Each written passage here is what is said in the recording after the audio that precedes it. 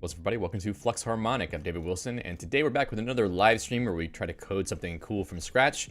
And we're basically continuing on with some stuff that we've been working on for the last couple of months. And we're going to talk about what the plans are going forward, I guess, with this current project and what things may be coming soon. So first of all, I'd like to say hello to Bill Scherer, who's here in the chat today. Thank you, Bill, for being here. So today's goal is to finish the thumbnail renderer work that we've been doing for a little while now. And well, we're finishing it for now so that we can move on to something new, maybe something a little bit more interesting in the short term, because we've been doing the same thing for a while. So it'd be nice to change it up a little bit. So we'll talk about that in a moment. First of all, let's get into the update since last time. So by the end of the last stream, we did manage to get to a point where the mesh-based description of the thumbnail that I wanted to render was able to create all the necessary scene objects, and it seemed like they would be rendering. I could see, you know, the code was actually going through the render loop and rendering all the objects, but nothing was showing up on the screen. And at the end of that stream, I basically thought the problem was that I was loading textures on the main thread, and I was spawning a separate thread for, let me turn this music down a little bit. It's a little bit louder than I thought. We were loading textures on the main thread and then trying to render them in a separate rendering thread. And if you know anything about how OpenGL contexts work, that's kind of a no-no. If you create a context, if you create a texture on one thread and try to render it on another thread, for whatever reason, it doesn't work like you expect it to. So I went back and changed the threading model of Flux Compose and Mesh to be single-threaded, or at least really just Flux Compose. I don't create a separate thread for the graphics render loop anymore. It's all in the same thread, and the way that it starts up now is a little bit different, where you set up the mesh environment, and then you start the render loop, and you just let the render loop take care of things from that point forward, unless you have the REPL. If you turn the REPL on, then the REPL drives everything. I'll show a little bit what the code looks like in a moment. The other interesting aspect of this is I did have to figure out how I would have a working REPL while the render loop was going, if they're all in the same thread. So basically what I did was implement an async REPL in Mesh, which basically just uses non-blocking reads from standard in, so that I can be listening for input from the user on standard in to be typing it on the REPL for the process, while the render loop is going on. So the render loop is actually polling the REPL using an API from Mesh. Wasn't that hard to write. It was pretty fun. Kind of cool to see that working now. So you can actually use the REPL from within the render loop, which is cool. It helps with synchronization of some things as well. Like we don't have to worry about, you know, the timing of setting variables in the render loop when we call things from in Mesh. We could just do it as part of the update loop, which is pretty cool. Also, you can now run mesh scripts to render thumbnails without showing the preview window. So that was one thing I had been meaning to get done for a while, but now that we've sort of solved this threading issue in general, I made it so that you can just run a mesh script without any preview window showing up, which allows me to automate the creation of thumbnail images. So if I just edit that file and then run it through Mesh without passing the REPL parameter, it will just render the image straight out. So that's sort of where I wanted to be whenever, excuse me, I started this whole process. I wanted to be able to just have a mesh script or a code file, some declarative file that has a description of a thumbnail. You run it through the program and it spits out a PNG on the other side. So we're basically at that point now. Also, in Mesh news, module file loading has been implemented. So in the last stream, I was saying that we now support modules in Mesh, but if you try to import a module that hasn't already been defined by evaluating code, then it doesn't really exist. So now we have the ability to search a load path, or I guess a set of load paths for Mesh modules using a particular file structure, basically just based on the name of the modules. And I can explain a little bit more about that in a second. Hey, Jackson. But I'm really excited that that's implemented, because that opens the door to building real libraries for Mesh and for Flux Compose, etc. So we're going to play a little bit with that today, I think. Also, spent a little bit of time on the early stages of building Mesh's standard library. So I started with some path resolution code and also some basic file loading code, just because I needed those things for dealing with module loading. So I haven't wired those up completely yet, but I've started, putting the pieces together to make that possible. So once we get these sort of basic fundamental functions that everybody needs for application development working, then Mesh will become a lot more useful in the general case. So I'm really excited about that. So like I said, today the goal is to close out the work on the thumbnail renderer, just to get it to a place where, you know, we feel like we've accomplished the goal so that we can take a look at other things starting from next week. So we've finally reached a point where we can describe and render thumbnail images with Mesh. As you saw in the last episode, we have the ability to write out a whole file that does cause things to get rendered on the screen and to an image. And I've decided because of that today is the last time we're going to work on the thumbnail renderer for a while. We'll probably come back to it, or I'll do updates on it every now and then. But at least for now, I think I want to focus on other things that might be more interesting in the short term. But if I add improvements to the thumbnail renderer on my own time off stream, because I'm trying to make thumbnails for Flux Harmonic or System Crafters or whatever, then I'll definitely do updates about that, sort of like I do at the beginning of every stream, just to sort of let you know what's been going on with that. So I think it's going to be more interesting to move on to bigger projects that I have in mind and potentially produce some software that you would actually be able to try. Because so far I've just been writing stuff that I'm running on my own machine, and a couple of people who were interested have been, you know, pulling the code down and contributing and running it and whatnot. But I would like to have some I'd like to produce some things that people would like to run. So that's what we're going to focus on for a little while, and I have some plans on what I want to do for that. So I'm really excited about the next phase of what we'll be doing on this channel, the next sort of series of projects. And it's all going to be based around game development for the short term, at least. But we're going to use that as a way to build out the rest of the tools for Mesh and for everything else we're going to do on this channel. So the first thing that we're going to do is start building out the Mesh command line tools. That may happen more off stream than on stream, but I'll be talking about it as things go on.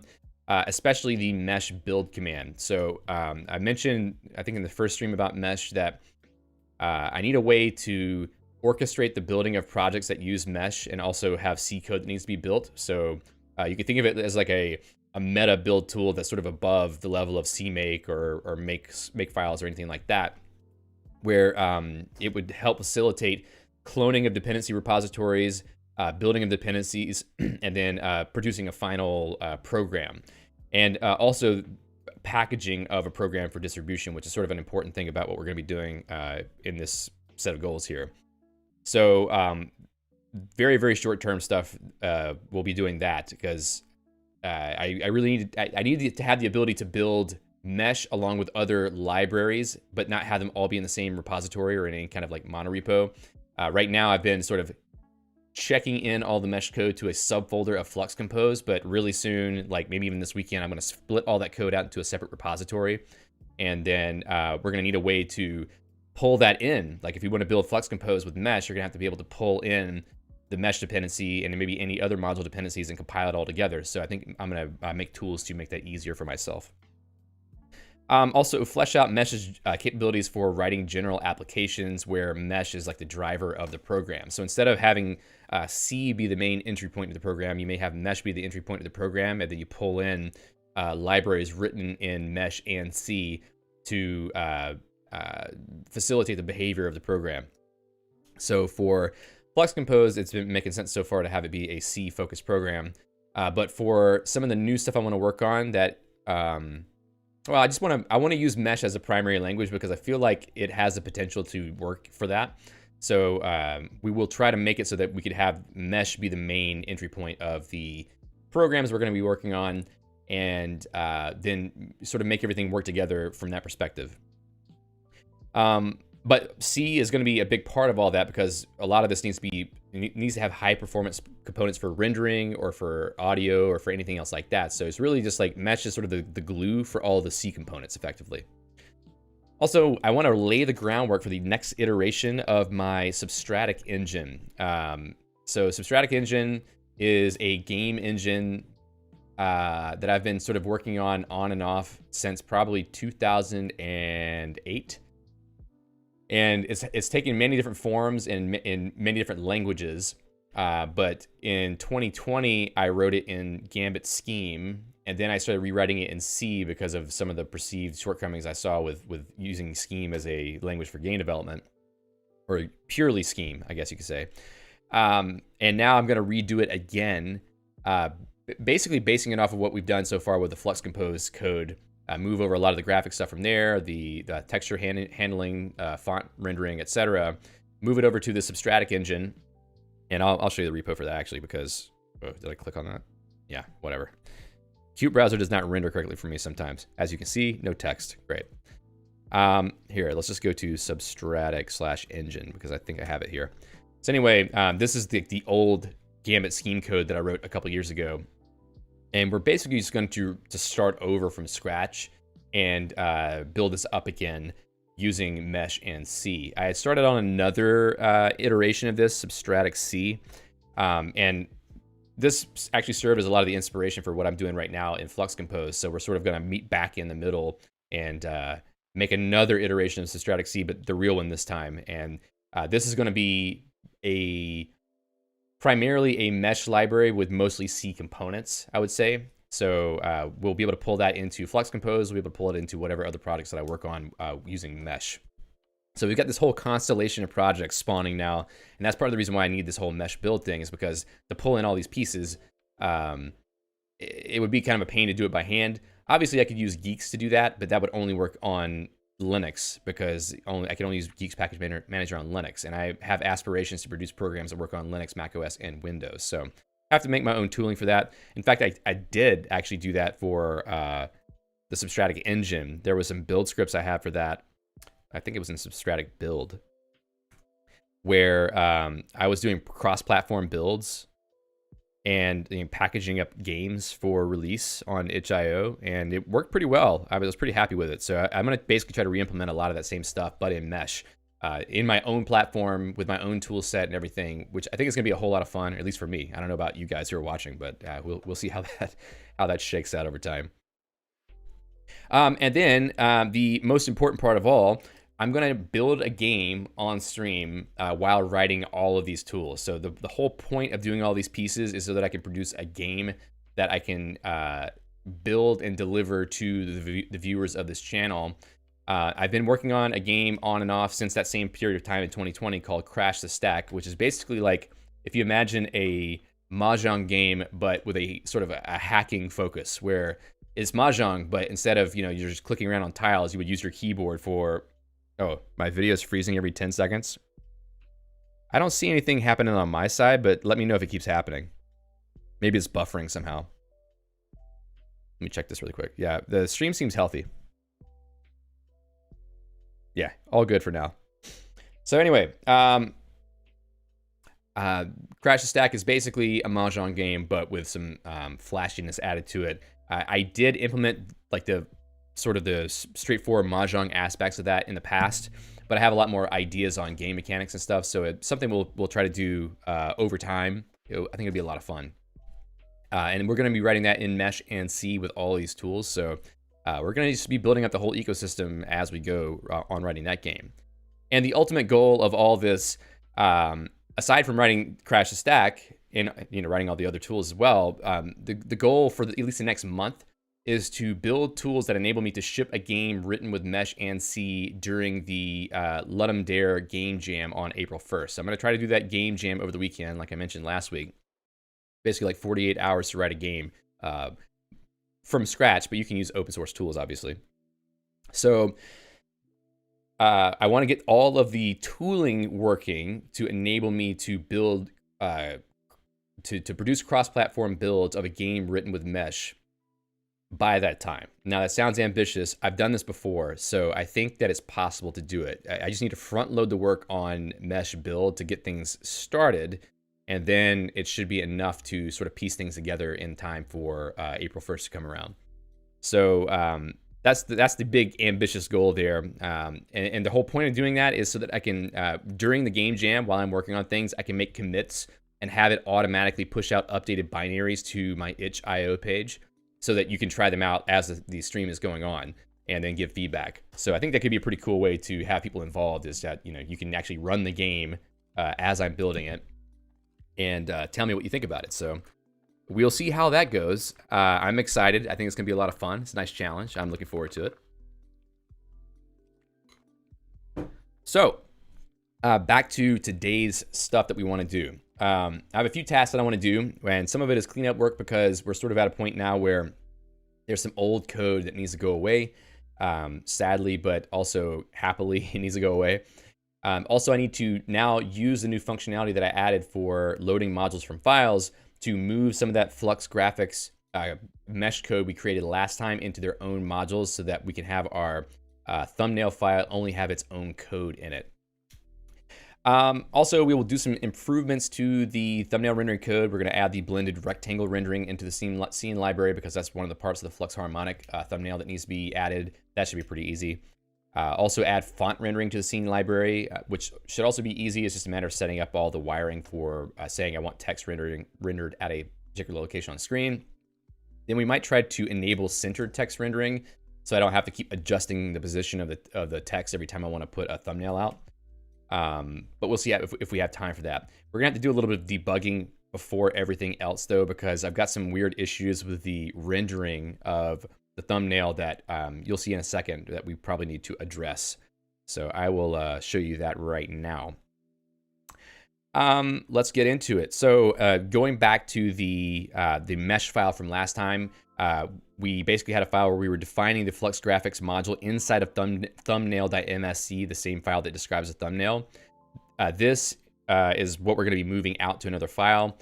This Flux thumbnail is actually the code for the thumbnail rendering, so it's not very elaborate. Another thing I added since last time is the center and scale aspects. Hey, Emil. So that you can say that you want to scale the image that's being rendered a little bit, or maybe you want to have it drawn centered or not centered. So we'll look at that a little bit in a second because there's some issues with it. And no longer do we have the show preview window function in here anymore because the way I've changed the main Flux Compose program is that now if you run a script directly, it will just run it through, produce the output, and be done. But if you run a script and then use --REPL, it will show the preview window and allow you to continue making edits to the file while you have the preview window open. So simplified a few things. I feel a lot better about it now, actually, because of that. So first of all, let's just run it and see what it's looking like right now. I'm a little unhappy that it's inconsistent. Like, this looks great. This is perfect for what it's supposed to be. Oh, I can't believe it opened the thumbnail file. Let me turn off open with mode. So in my opinion, that looks, perfect for what it is. It doesn't have the blending yet, which we're going to add, and it doesn't have the text rendering, which we're going to add. But for some reason, every once in a while, whenever I run it, the rendering shows up in the wrong place. I mean, we may have to wait till that actually happens, and then when it happens, we'll try to fix it. Another thing I noticed also is there's some aliasing around the edges of the text whenever we render it to a file. I wonder if there's something with a PNG that I'm doing wrong. But we'll deal with those issues in a moment. For now, I'm just happy that it is working like it's supposed to be. So I said we were going to delete some code first. So how about we go take a look at that? We have a few files like this init.fxs that can go. I'm just going to delete that file. Init.msc. I don't think we need that one either. Basic graphics.fxs. That could be interesting for a historical perspective, but it's basically the same as what we have now. So maybe I'll just go ahead and get rid of that. Also, the basic gfx.scm file. Wait, yeah, let's kill that. And then let's see. This one was the one we were writing in Guile scheme.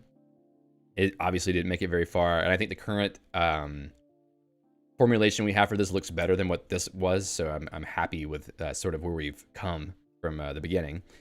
Ideas.flx. I'll leave that because it does have some interesting stuff in it that I want to keep. So I'll delete this basic GFX file. And then let me go into source/modules. So we're going to keep this folder structure, the module/flux, but we're going to delete the graphics.scm file because this thing we don't need anymore. And now that I look at the code again, I'm like, I'm just glad we don't have to deal with that. So we're going to go and delete that file. And then we're also going to go take a look at, let me make sure the folder's still there. Yep. We're also going to take a look at the test code. No, we're not going to get there yet. We're going to go to source. Oh, no, it's in lib. So we're looking at the old script engine. So script.c.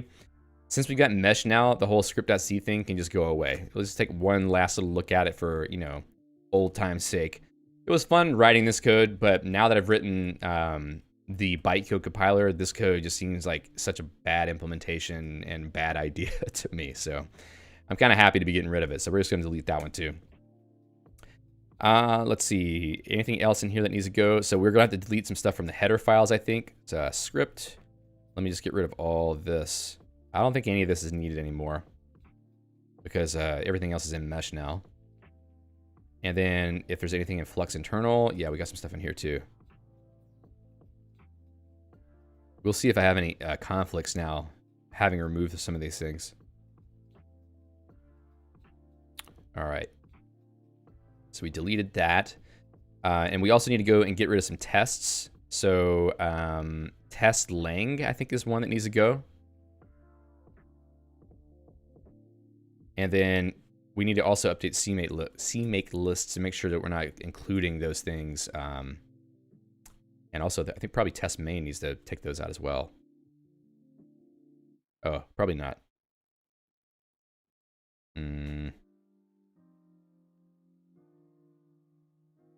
Interesting. Ah, here it is, test lang suite. I thought that was in there somewhere.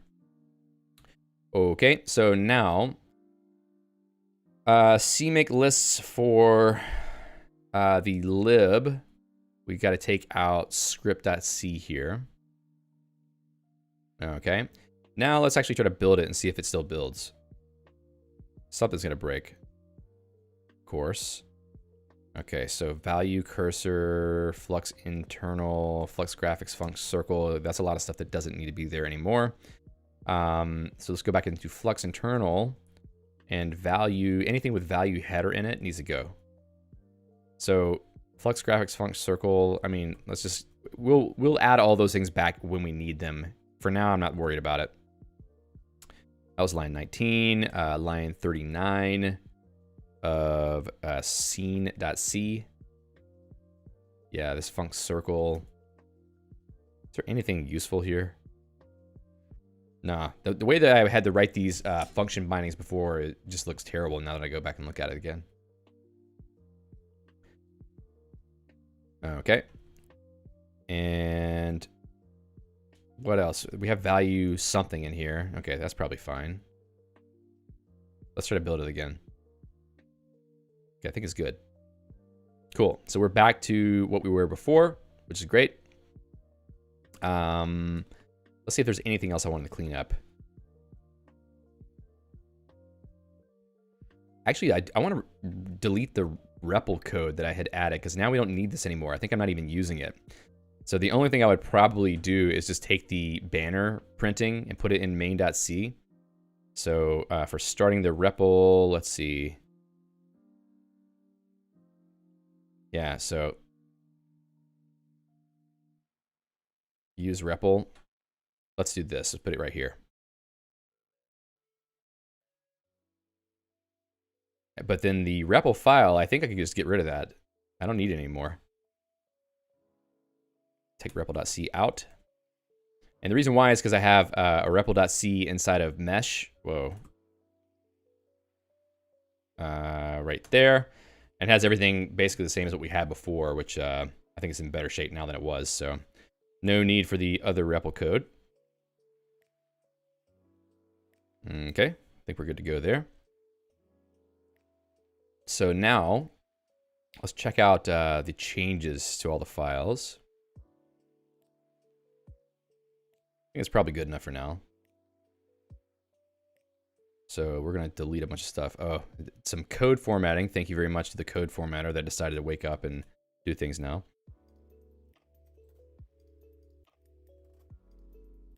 All right, so all the deleted files will add to the staging area.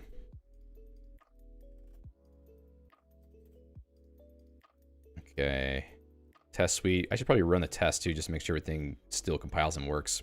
That vector library that I have in there too, that thing's gonna go away. I probably should delete it, but I'm keeping it just for now because, you know, I don't want to be too hasty. All right, so that one can be cleaned up. All that can definitely go. Flux.h. Okay. Some of this code that can go away. And there's a little change in there that I need to do separately because I apparently had a mistake in the code. I'll commit that so that it doesn't get lost in the fray. And this stuff, I think all that can go. It's just formatting, it looks like. It's fine. All right, so let's try to run the tests first. So compile. Instead of running Flux Compose, what is it? Run tests? Is that what I called it? Obviously, it's been a while since I ran those. And those seem to be working fine now. So the vector tests are working. Cool. So let's just make a commit. Remove unused scripting language, guile, and example code. Bye-bye. I'll push those up. And then we'll check on the build because the build's been breaking for a while because the scripting language code had some issues in it. But now maybe it will be happy. We'll let that run for a minute and see what happens at the end. All right. Also make a little commit here to fix the parameter count checking.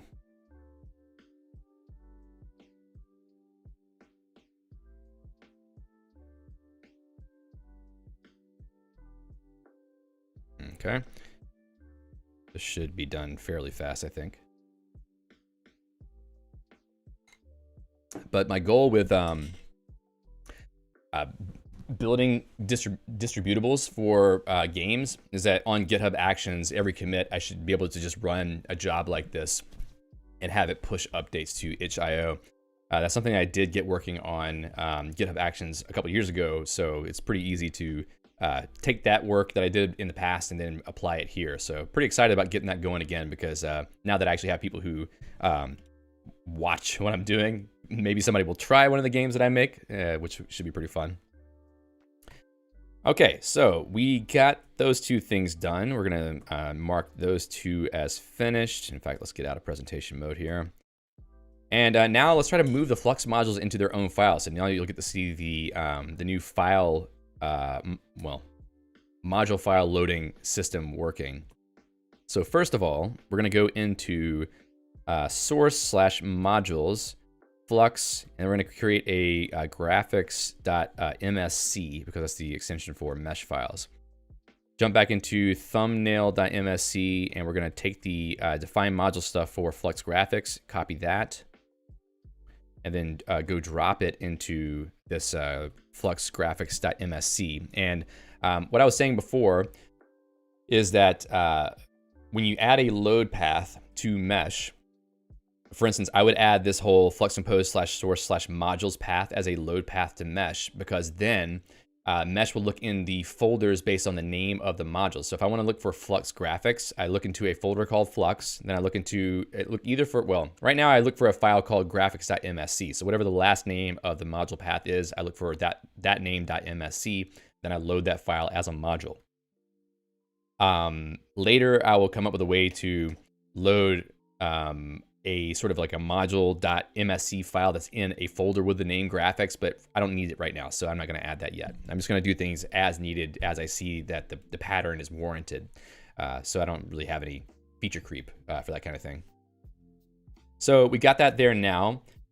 We also need to go into main.c and add that as a load path. So I'm going to jump up here. I've already got one load path added, but I'm going to add this next one as well.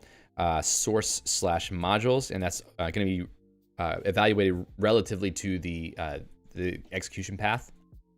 So if I go back here, run compile again, run it with thumbnail.msc, yes, save that file, and it seems to not work, which is interesting. So we're going to figure out why that's not happening. So let's see.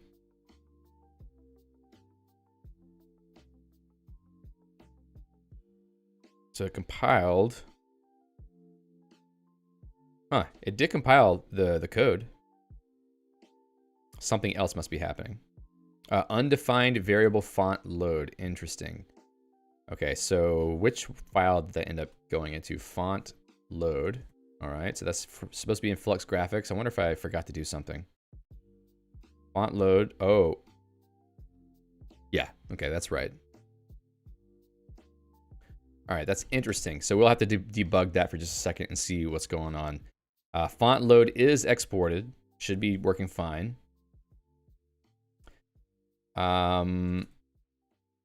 Let's see. So it says font load is not found. And this is while evaluating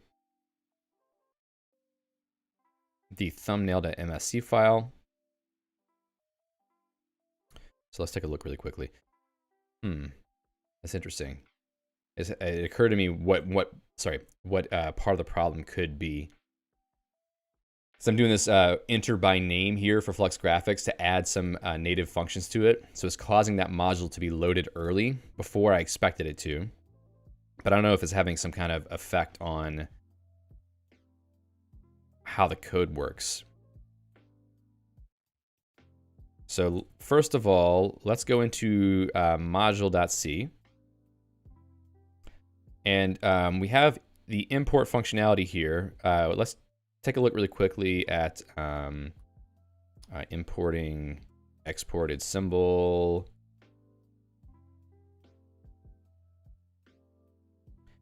And I'm going to pull the export name right here. Export name cares. All right, so let's see if we have any indication about what happened. Importing exported symbol, show preview window, render to file, Flux harmonic thumbnail. Interesting. So I'm only seeing 3 exports, which makes no sense. And that would correspond actually with what's in here. So there's 3 functions that have been exported. The rest of these are not exported. But for some reason,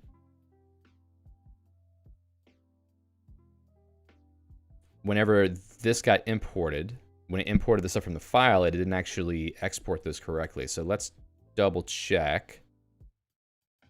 Export should be getting called. Whoops, export symbol. So export symbol is getting called for all of those. Let's double check the logic for export symbol in vm.c, export symbol. All right, so we're gonna do a little printf here. Current module is, then say vm current module name. Uh-oh. So we're gonna see where those exports get added. Let's just close that out. So current, oh, okay. Ah, interesting. So it didn't get executed. That actually makes sense. Okay. So the way that module file loading works is that when you load a module file, it compiles it. And then once the file is compiled, when you compile any file, hey Porf, when you compile any file, it basically creates a function with the top level code because you need to execute the top level code to cause functions to be evaluated and variable bindings to be set. So to make it work, whenever you do an inline import, it should actually run that top level function. I set it up like a call. And what seems to be happening is that the VM is not running until later here. So this import right here, this would trigger an import that should set up the module to be called, but it's not getting called because we're not running yet. And we only start running down here, excuse me, at the point where we either do this, well, no, script path. So the script path thing is, whoops, is what causes us to start running because we load the file, then we start executing that body. So I need to consider the case where we already have a function pushed onto the call stack before this load file gets called. And I want to make this like, you know, seamless, basically. it may beg the question,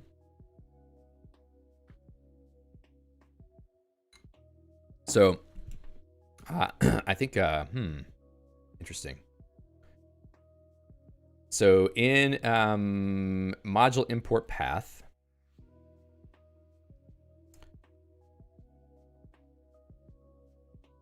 enter by name. So enter by name is ultimately going to call resolve, module enter. Module enter sets the current module, but first it has to resolve it. And when we resolve it, I wish this thing was working. Resolve by name string. Resolve by name right here. Maybe that's it. Okay. Excuse me. So in this function, this is sort of the key place where things happen.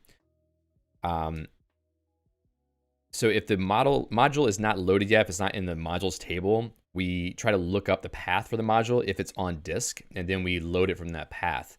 So if it finds the module path, it tries to load that module. And once that happens, it ultimately pushes, in this function right here, it pushes the closure or the function for that module onto the stack. But we don't know yet that it needs to be executed, because the way that while things are running that it executes is that the VM picks up on the fact that a new function has been pushed to the stack for a file, and then it executes it immediately. But since we're not running yet, we need a way to detect that that's there. So maybe what needs to happen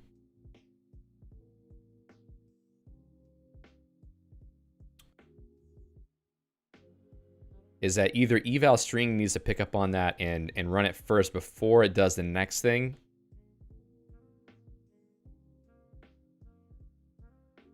But that seemed like the wrong place to do it. The cheapest way to get around this problem for now, which maybe is what I'll do because I don't want to waste time on this, is to manually invoke something from inside of main.c here to make sure that it runs. So let's check vm.c. So run gets called here. Mesh eval string. This is sort of the key part. Once this is pushed onto the stack, or we have to pop it up stack first.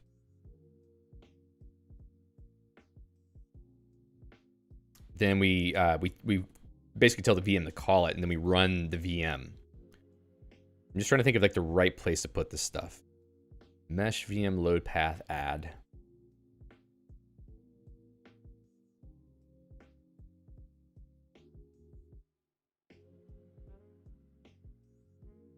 There could be multiple modules that get pushed like that. So maybe what we'll do, interpret result, mesh VM run loaded modules. This is terrible, but I'll find a better pattern for it later. So we're basically going to be popping module executions off the stack, which seems a little bit dangerous.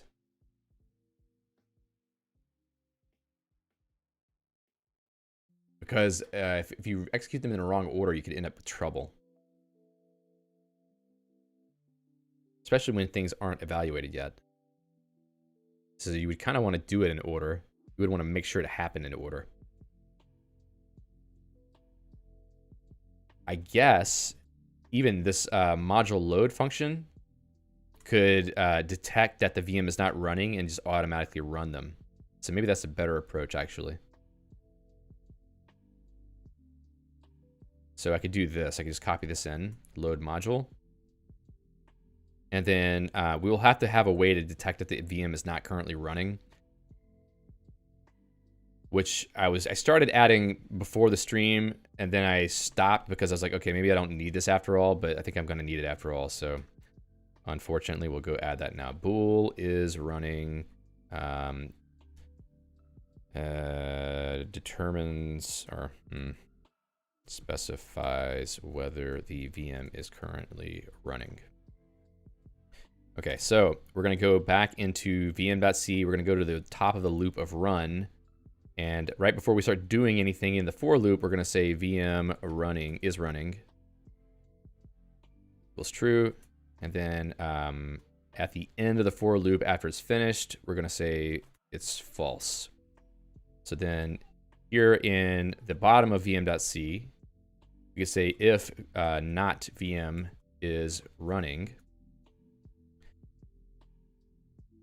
we'll just go ahead and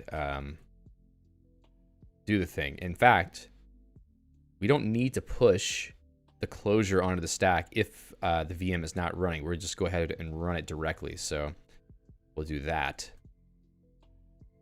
No.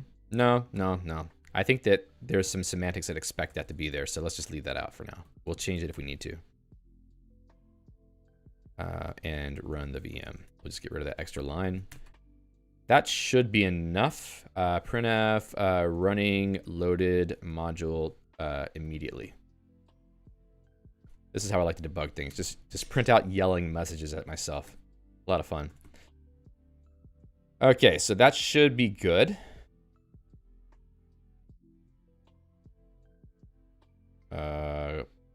Okay, so that worked.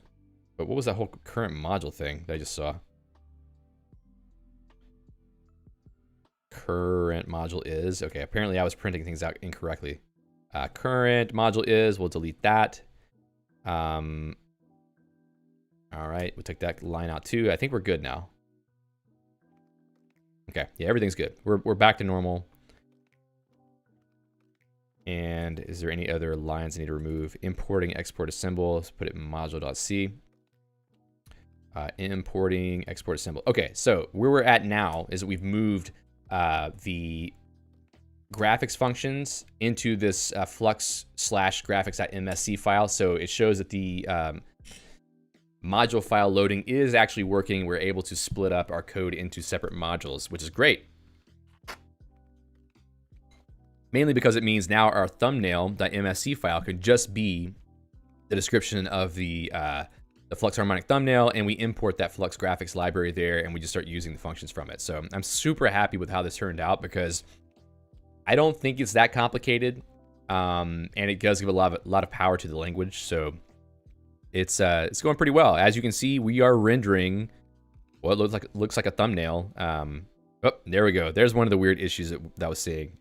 I don't know why it's rotated. I wonder if the transform gets set up wrong or something, but that's not right. We may have to debug that in a minute, depending on how often it happens. Okay, cool. Let's put the rectangle stuff in so that we can at least make progress on that front. We can call this one done-ish for now. All right, so rect. Name is blend. I don't know. X is 0, Y is 0. And then we're going to have a width and a height. So width would be width and height would be height.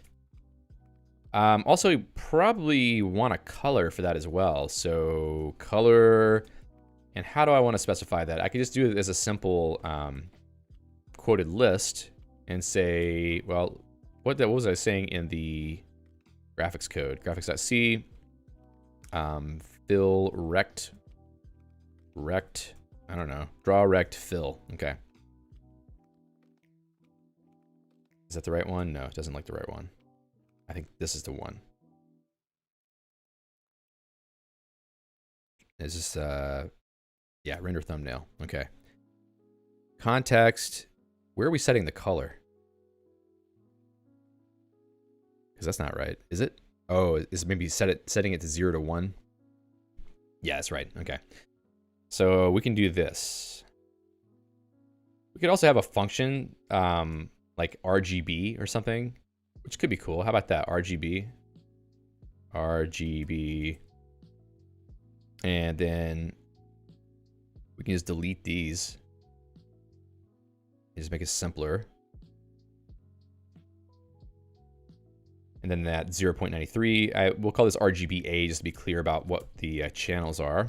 So that just says that we have red of 28, green of 30, blue of 31, and then 0.93 for the alpha channel. We'll have to see if this decimal parses correctly. It may not. I need to go back and add that if it doesn't parse, but it should be fine. Okay, so that's for rect. Let's go into graphics.msc, make sure that we have something for that in here. I'll clone that. Oh, looks like the Lispy mode is not on in this buffer, which is really fun. Why is it fundamental mode? It should be scheme mode. Interesting. Okay. So we'll call this rect name x, y, width, height, and color.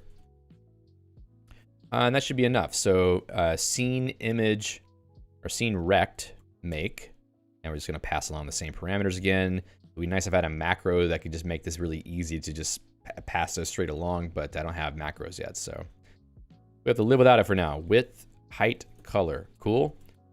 Now we will go into graphics.c, or no, maybe it's scene.c. And then we'll copy this function, the scene image make.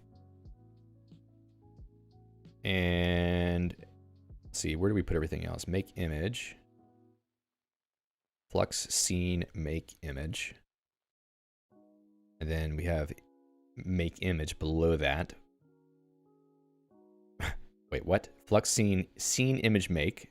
Scene make image. All right, yeah, I'm getting confused, obviously. Make scene. Here we go. Let's put it right here. Flux scene rect make. And then I think we wanted, what, 4 parameters for that one? In graphics.msc, that was 1, 2, 3, 4, 5. Okay, 5 parameters. Cool. That's good. And the parameters would be this position X, position Y. And that's going to be arg0 and 1. We also need width and height, which will be 2 and 3. 3, 2. Now the color thing is interesting because we have to think about how to represent that. We'll do that in 1 second. Actually, that's probably going to be fairly easy. We can call that scene color, potentially. Scene color. Yeah, we'll think about that in a moment. And the last one was, oh no, it's just XY height color. So color is the last one. Cool. Yeah. RGB could be creating a scene color directly. So I think that's what we'll end up doing. So object pointer color pointer equals as pointer args 4. All right. And now scene rect. I would love to not have to do any kind of boilerplate like this again, but for now we don't have a choice because we don't have the ability to natively invoke C functions. That is something I would love to add later. It's just to be able to dynamically invoke a C function. Okay, color pointer, pointer, I think is what it was. Let's go to object.h, object pointer. Yeah, .ptr, okay. So make pointer vm mem rect, and that's that. So now I just need to go add that scene rect. And is that in this file or is that in flux.h? Scene image. Okay, so let's go do scene rect also. Okay, so vec to position. Actually, let's go check on the, well, we could do a vec 4 on that. Rect. Get rid of that, get rid of that, get rid of that. Then scene, well, you know, scene color really is just a vector of 4 channels also. We don't really need to get too complicated here, but a vec 4 is, I think, an, yeah. Vec 4 of 4. Whoops. Vec 4. Matrix 4.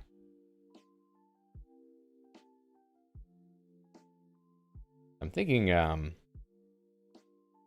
know if those are pointers or if they're just normal structs, which would make it a lot easier, honestly. Vec for color. So let's try that actually and see how far we get with it. If we make it like that, let's see, we'll copy this really quickly.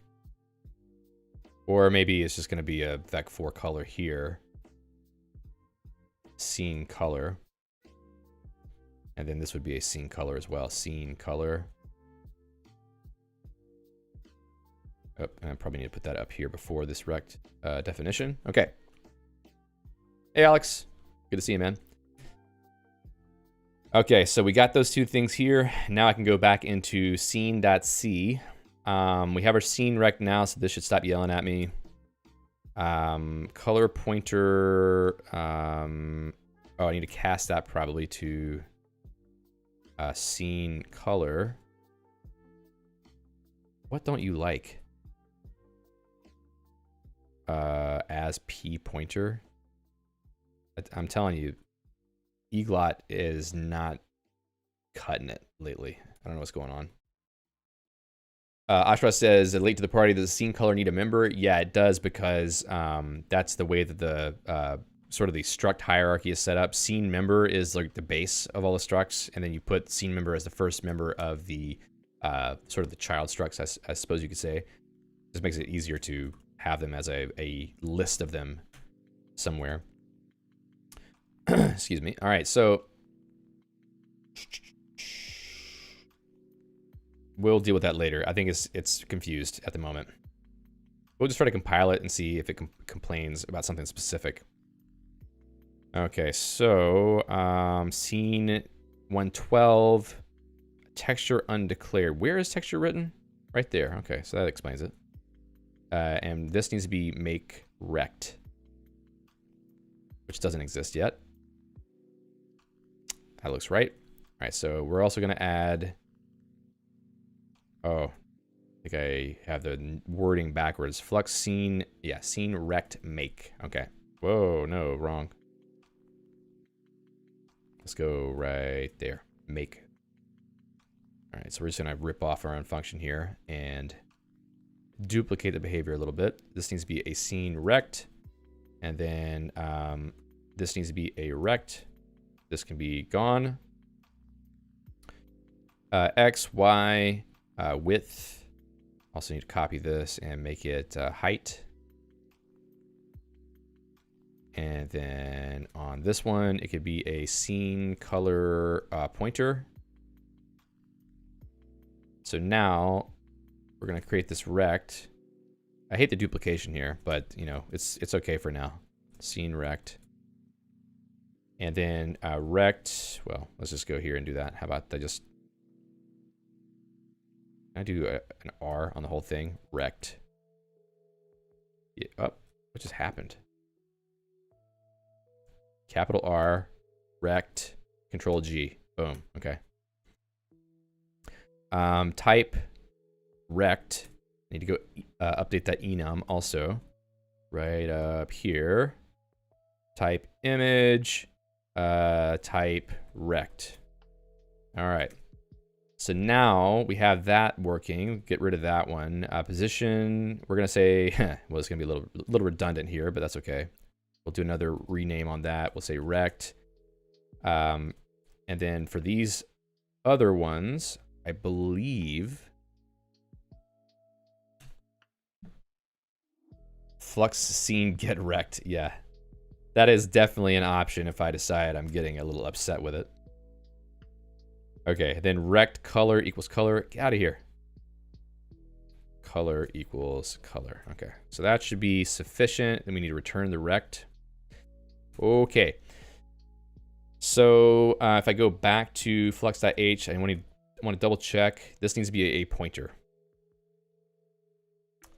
Now, I guess it's up to me to decide that. So we're going to leave that as it is. Hopefully this is happy now. All right, the build seems to have done something. Undefined variable RGBA makes sense. So we'll go into graphics.msc, and then I'm going to add a function called RGBA. So let's just copy that one real quick. RGBA, and this one is going to take positional parameters, so it's not going to have keyword params. And in fact, I think I could not even make this in mesh. I could just put it straight in C. I think it's better. So how about this? We're going to go into scene.c, and we will add scene color make. And we're going to create a scene color directly here. So scene color, because we should be able to pull all 4 parameters. We're also going to check to make sure we have all 4 parameters. In fact, we could say maybe 3 or 4. We could just make the alpha channel default. However, nah. We'll have a separate RGB function maybe. It needs to be more clear, I think. Okay, so flux scene make color. And then we're just going to throw in RGBA in that. Also color here. Okay, and then we need to dissect those parameters a little bit. So we'll just copy these. RGB. Okay, so O, 1, 2, and then A, 3. Ashra says, thanks for the recommendation on the book. I'm guessing you're talking about crafting interpreters. I saw that it's available on the author's homepage. I'm interested whether it's specific to C or whether it should be possible in other languages as well. So the first third of the book is the author explaining the toy language that he's writing for the book and writing an interpreter in Java. But the real important part of the book is the next 2/3 of the book, which is writing the entire bytecode VM implementation in C. You could do it in any language for sure. I mean, there's C-specific patterns being used there, but I mean, I'm sure you could translate them to another language, like if you wanted to use Rust or C++ or Go or something. The benefits of writing it the way he does it with the bytecode VM are probably not quite as obvious if you use an even higher level language to do it, but it would be easier, obviously, to use a higher level language because you're not gonna have to write your own hash tables and stuff like that. So yeah, one of the things that we do in that book is write a hash table implementation. So that's the level at which you have to go in the C implementation, but it's awesome. It's so worth it. It's like I have a working language right now and I'm building on top of it. So I don't know. It's a good book, real good book. So rec needs to be changed. Color, scene make color. We need that function. Let's see, make rect, and we're gonna drop that right here. Yeah, I guess I gotta do that. I just don't like having 2 functions for all these. Yeah, I mean, it is a strictly C implementation in that part of the book. But, you know, if you know C and C++, like I know that you do, Ashraz, I think that you can translate that to whatever you want. Let's see. We're going to make the color here. This takes so long to write all these stupid functions. I really don't want to have to do this forever. Now, I think that I need to allocate it, so we're gonna go flux alloc malloc memory alloc. Okay, cool, fine. Make color. Okay, here we are.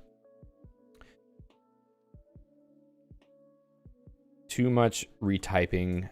Color equals allocate scene color. Now color 0 equals R, and then we're just gonna go down the list here and update those. 1, 2, 3, GBA. Okay. I don't know if storing it as a vector is the most effective way to do that. I could probably just do it as a normal struct fields, but we'll do this for now until it seems like it's a bad idea. And we'll just return that color. Now the color make function has all that stuff. and then it does return a wrapped pointer. Okay, so that should work now. But the last thing is I need to go to main.c and register that function as an exported function. And this flux harmonic thumbnail thing can go away now. Great.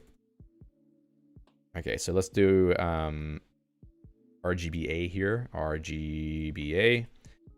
And then this is going to be Flux Graphics Funk Scene Color Make. I also need the one for Rect here, apparently, which I forgot. I think I haven't exported those yet either. So Scene Image Make, Scene Rect Make. Rect Make. Okay, so then we're going to go into scene.c. We're going to grab those signatures that we need. I'm going to just grab a big block of code here so I can copy and paste. And then go into flux.h, scene. All right. Where are those make functions? Make scene. Here it is. Delete these. Just delete everything that doesn't have a value as the return type. Okay, so we got these two now. I don't think this is... Oh. Make image. Ah, it's right down here. Okay, these are the functions that I'm looking for. Okay. I think that's what we need for the now. Let's run that, see what happens. Exited abnormally. Scene color make undeclared in main.c. Flux graphics func scene color make. Flux scene, that's the reason why. Okay, so scene.c, no, main.c. This one is the one that needs to get changed. Scene. All right, recompile. Now it seems happy, and we got another little error here. Only functions can be called received kind 2. Function requires 5 parameters, received 4. Okay, so I'm guessing I need to add some better error messages on those. Let's see, requires 5 parameters. It's probably one of these. So scene, how about this? Scene rect make. I really need to automate that somehow. And then, well, that's probably the same one, isn't it? No. Requires 5 parameters. This is scene. Oh no, that doesn't need 5 parameters.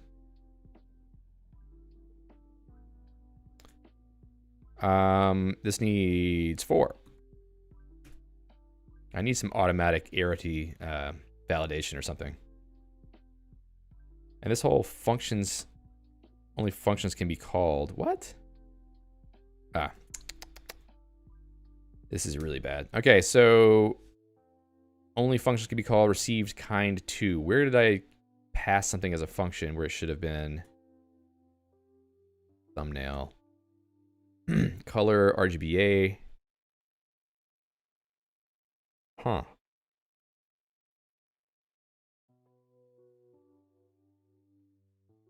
Type 2. That's an open parenthesis, I think. Or is it object type 2?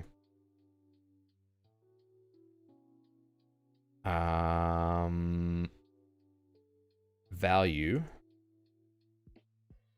No. Let's go to VM, check call. That's, what's that error? Only functions can be called. Only functions can be called. Object kind. So object.h, object kind.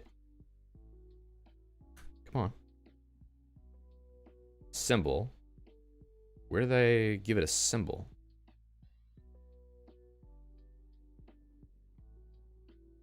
I need to write that out. Here, how about this? I'm gonna go back into vm.c. Only functions can be called. I need to print the thing that I'm calling. Let's see, mesh value print callee.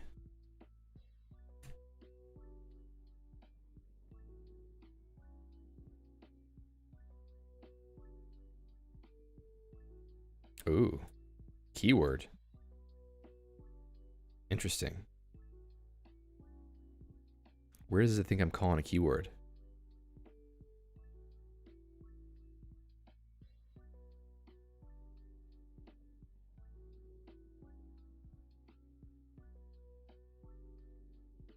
Name blend.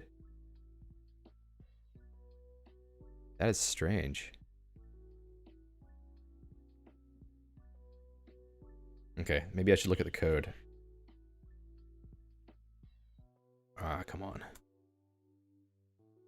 Come on, come on, close it. Thank you.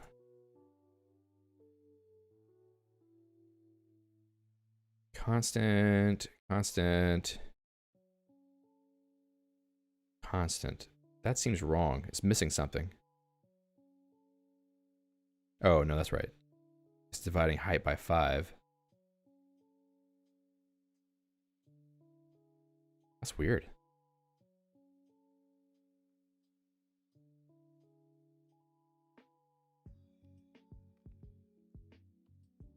Okay, so how could it be picking up a symbol that it can't call? Maybe let's try taking this out. How about I just take that out and see if it runs afterward. Okay, so it does run, and there's another instance of the rendering showing up wrong. I don't know why it like decides to center itself there all of a sudden, but there's some state that gets jacked up. So definitely something with this rect is going wrong here. So let's uncomment that. It thinks y is a function call. Let me check the rect. Yeah, there is a keyword named y there. Name xy width height color. Scene rect xy width height color. There's no y in here.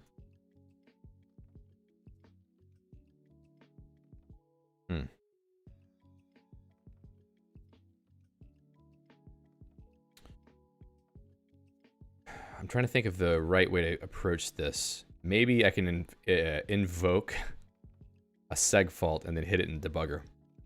So at this point, we're just going to print 2. That always, does a nice job of choking it. So let's build the code first, check that it seg faults. There we go. And then we're going to run good GDB on the same stuff. Let's see if that works.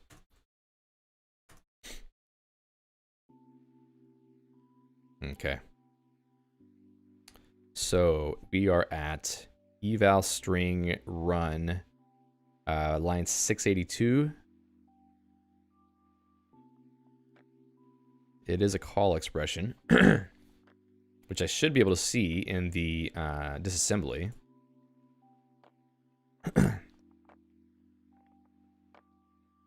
Image load internal.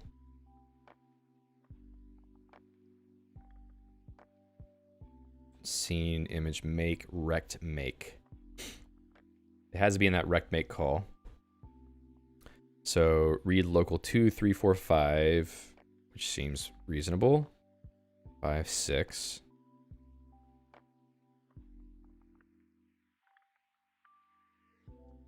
But I think it didn't even get that far. We didn't even get to invoke it. P call.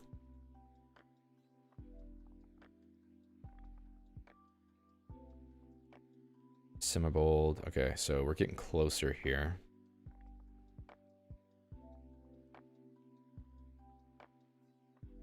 Oh, there's 2 calls here. Yeah, that one at the end. Oh, you know what? I bet I'm eating an extra value off the value stack, and it thinks that it needs to call y or something.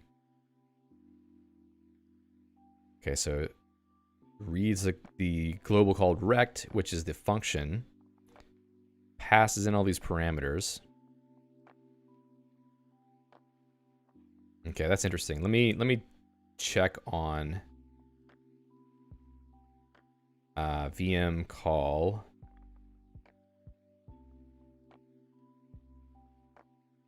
So I need to check all the keywords that I'm looking at. Where's all the names? Where can I pull the name from? Keyword start null, keyword start, blah, blah, blah, blah, blah.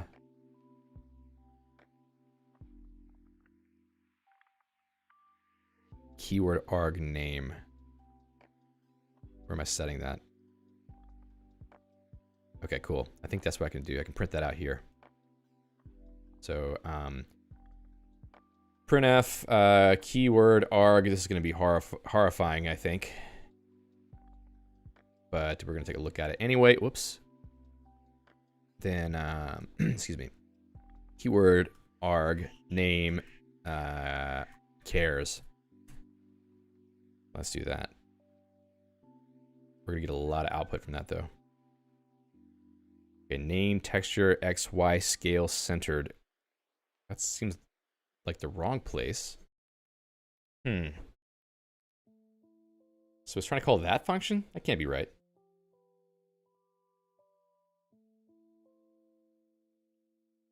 Did I break something inside the original code? That can't be right.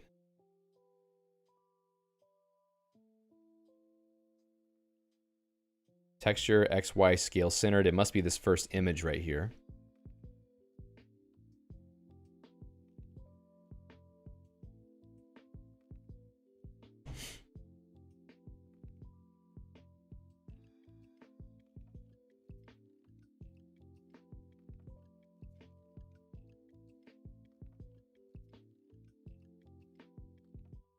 That all looks good to me.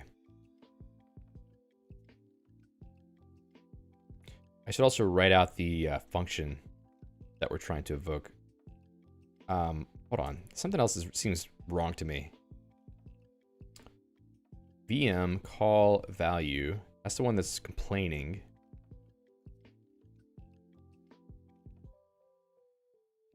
Callee.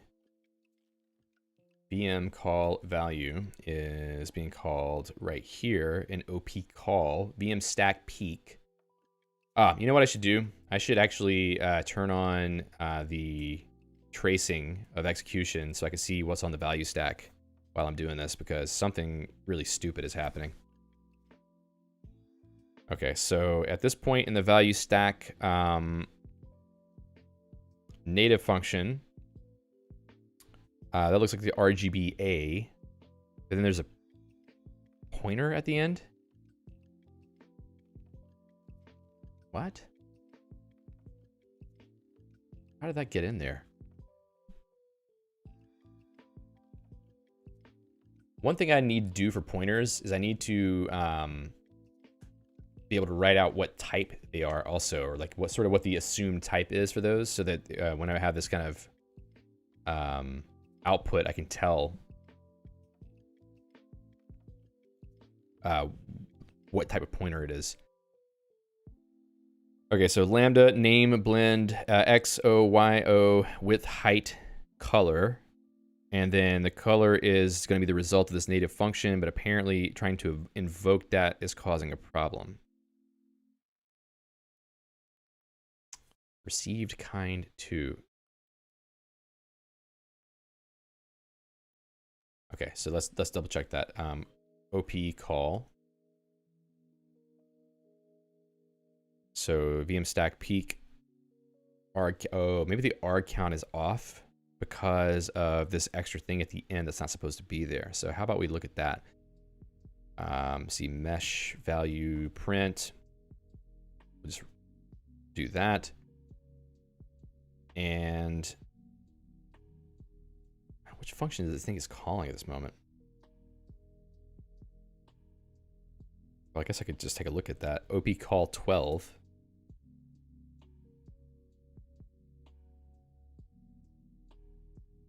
Yeah, like something about a nested call here. I think maybe it's generating the wrong offsets. So it calls the first thing, and that returns the pointer, which is the color, but then it doesn't pop all the rest of this stuff off the value stack somehow. Is that what's happening? That's interesting. Okay, so native function invocation. I am popping those.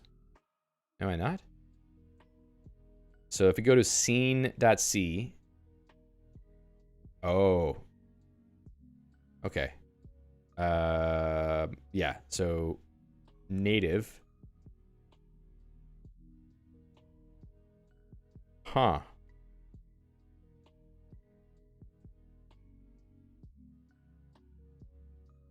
So I think the problem here then is that we're not popping off the arguments to, or even the function itself by the time we got the result.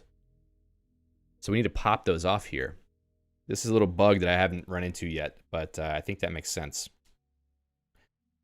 So here's what we'll do: mesh vm stack pop vm. We need to pop the number that we have. So for int I equals 0, I is less than arg count. Where's arg count coming from? Okay, so arg count plus 1, because I want to get the function off there too.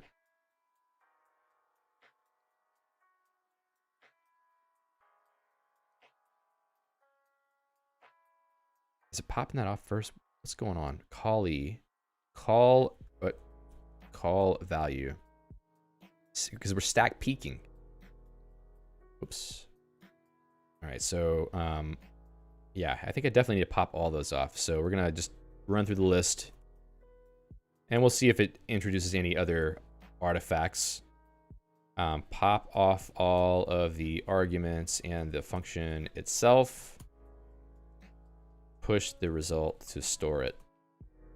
Okay, I got a feeling this is gonna work, or at least this is on the right path.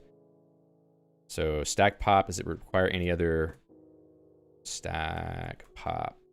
Yeah, no other parameters. Yeah, cool. So we're gonna pop all those off and see what happens now. Okay, I think that fixed it. So at that point, yeah, it didn't crash and burn, so it must have done the right thing. Any other errors? Having that tracing for all the values that are on the value stack for every instruction that gets executed, super, super helpful. Like, you would not be able to survive with one of these things without it, I think. All right, and where am I writing out all this keyword arg crap? Keyword arg right there. Any other printfs that need to go away? I think I did that. Yep, that one. Should have cleaned all that up now. Okay. Whoop, still a lot of native function crap around. Mesh value print. I think it's this one right there. Okay. All right, we're back. So now I think we have everything we need. We have the color, we have the rect, we just need to render it. Alex said that sure saved the day there. Yeah, it did. It did. I would have been scratching my head forever if I didn't have that aspect of the debugging experience. Okay.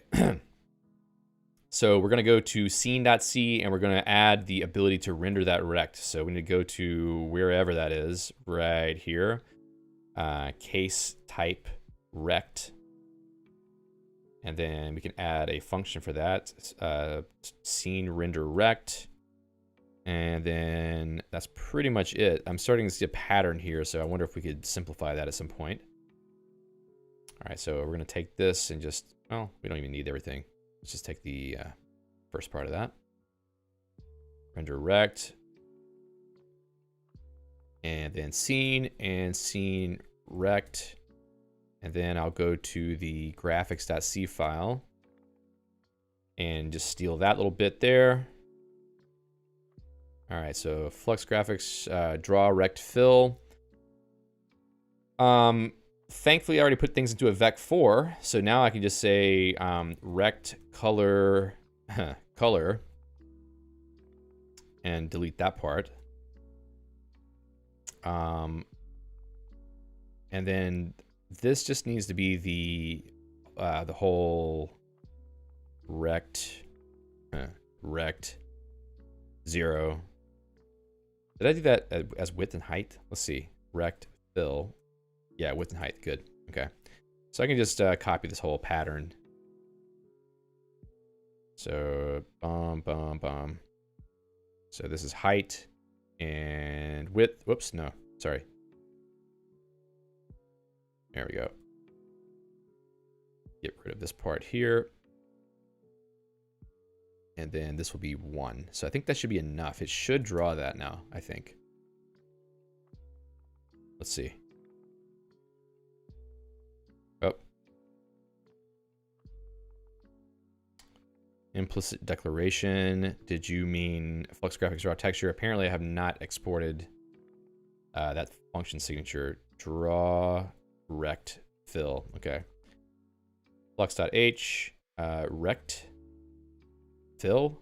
No. Okay, so graphics. I go down here and look for draw texture. We're gonna drop this rect draw fill in here. There's a bunch of X turns in here I need to clean up in this file because obviously those are not needed. I don't know how I convinced myself they were needed.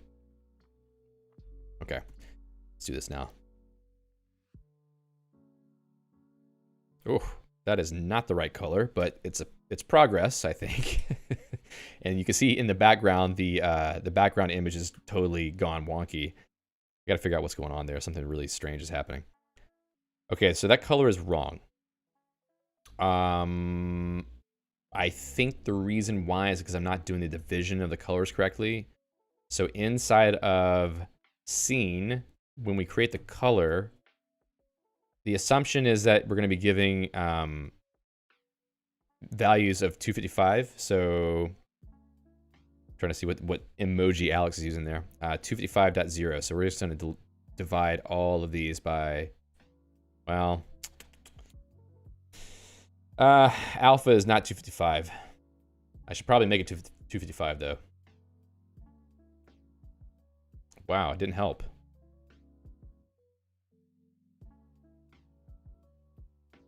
What the hell? Okay, let's do a little printing here.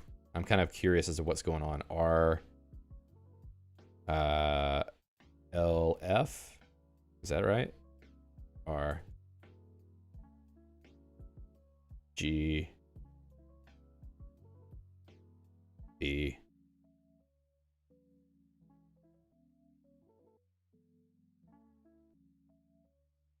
okay. I don't know if it's gonna compile.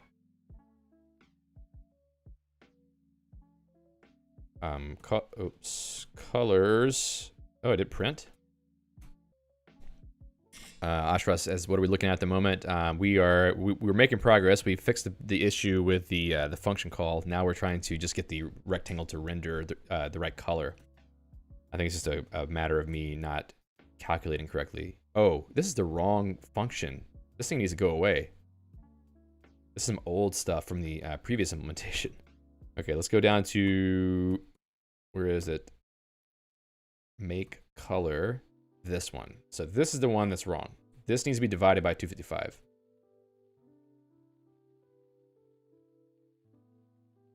So let's just do that right there. And then alpha will leave alone. It's a little inconsistent. Probably should do that differently, but we'll see what happens. Okay, so that's the right color being rendered, but as always, the background image is just floating off into the ether. I wonder if somehow it's being passed in incorrectly. We kind of need to debug that a little bit. But what we're going to do now, instead of debugging that, we're going to go and try to get font rendering wired up, since it does take a little bit of time to do these. I'm going to call the blended rectangle thing done, though, because we did get that working. Okay, so let's do the same thing for font, or text, I guess you could say it as such. So we're going to say text, keys, name, X, Y, string, and color. And scene, text, make, X, Y, string, and color. And then inside of main.c, we can set up a scene, text make. We're just gonna go copy patterns here. Flux.h, rect make. We'll have a text make also. And then we're gonna go into scene.c and we're gonna copy the rect one like so. Color make. Okay, so we're gonna drop that right here. We also need a an actual struct creator. I really want to make it so that I can create structs, C structs directly from mesh. Just haven't gotten there yet. All right, func scene rect make. Okay, right here, I think is where I want that. Right here. Okay, so I need to just change the stuff to be about, here, let's do this. Scene rect, we're gonna, whoop, nope, that's wrong. We're gonna use a little Emacs stuff here. Scene rect, we're gonna change that to scene text. I'm just gonna jump through these little instances. Okay, let's change those. Also, make rect is now make text, X, Y. Do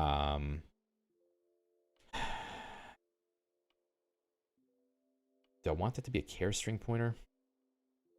Because now we're sort of passing things in. Yeah, okay. Char or const char. Text or string, I guess we could say string. And then also a scene color as we're used to. Text. Mesh string. Yeah, well, we have the object string thing already, but here we're not going to use it because we're just treating this like a C API. Yeah, there is a Lispy string type. It's called object string, which is not a great name. Some of that stuff's going to get renamed, but there is a string type. Okay, scene text. That does not exist yet. We're going to go to flux.h scene color. We're going to copy this, paste it, make this into scene text. Scene color pointer for color. Char star string. And then a vec2 for position. I think that's all we need for now. Okay, so we've got the scene text created. We're going to change these up a little bit to text, Control G. And also the color when we want to. So position, should just do that. Come on, give me that back. Position. That's not needed. Text string equals string. And then text is here, and then delete. Oh, no, we don't need to delete that. Text is type text. Also need to go back to flux.h and add that into the type. Yeah, right here. Type text. Whoops. Cursor's jumping everywhere. Okay, so there we go. All right, so that function should be finished now. So now we can go into the scene text make function. This one wants 4 parameters. Scene text make requires 4 parameters. And then those 2 are good. Object string. String. Is that right? Yeah, as string as the second argument, and then we're going to do the color pointer thing as the third, and then make text position X, position Y, color. Well, actually, let's do this one. No. String chars. That's the actual string representation, or the underlying string. And then text.